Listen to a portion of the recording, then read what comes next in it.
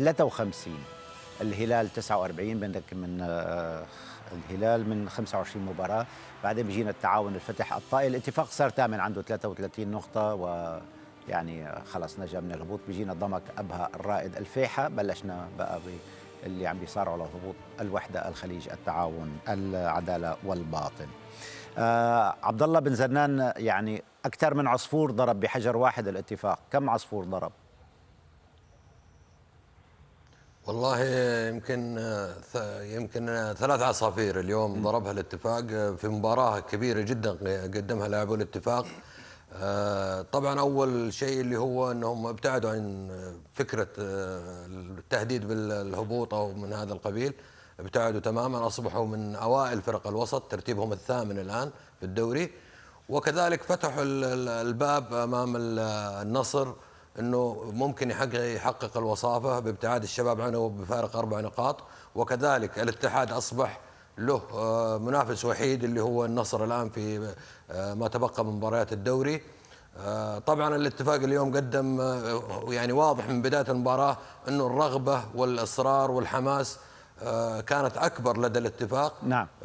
يعني طبعا وهذا يعني اهم او لا يوازي التحضير البدني وكذلك خطة المدرب. نعم. قبلها يكون في تحضير ذهني، وهذا اللي كان واضح في مباراة اليوم. يعني سامي، أكثر الناس سعادة بالنتيجة اليوم اتحاد ونصر، إضافة طبعا للاتفاق. صحيح، يعني التعرقة للشباب. أولا الاتفاق خدم نفسه مثل ما تفضلت، يعني في آخر 4 مباريات أحرز 9 من 12 نقطة فأمن نفسه.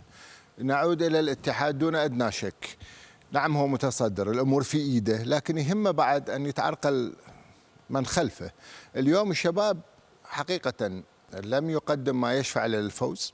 الشوط الأول كان ضايع، الشوط الثاني تحسن، ولكن انضباطية الاتفاق عطلت كل هجماته.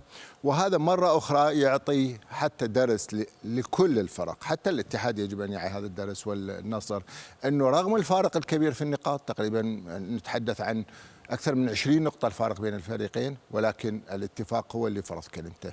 إذا لا تطمئن حتى وأنت تلعب مع منافس بينك وبين 20 نقطة. طيب، رح نعرف هلأ من هو رجل هذه المباراة.